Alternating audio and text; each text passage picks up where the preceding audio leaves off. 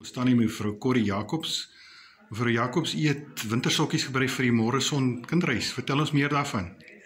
Ag, ek het eendag gesit en brei en toe besluit, toe kry ek so ingewing. Ek wil graag iets doen vir iemand of iets goeds doen vir iemand.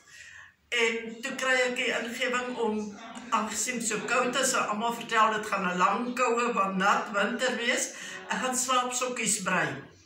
En ek onthou toe van hierdie kinderhuis, ek was een keer tevore hier, en toe skakel ek hulle en vra, kan ek dit doen? En natuurlik het hulle daarom gesê, ja, mag maar. En toe het ek begin brei.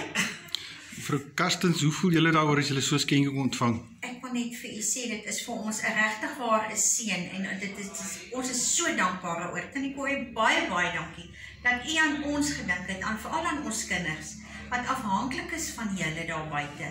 En dat u aan ons gedink het om vir hulle almal 'n paar sokkie te brei. En veral met die winter wat nou nader kyk, mense, baie dankie vir julle ondersteuning ook.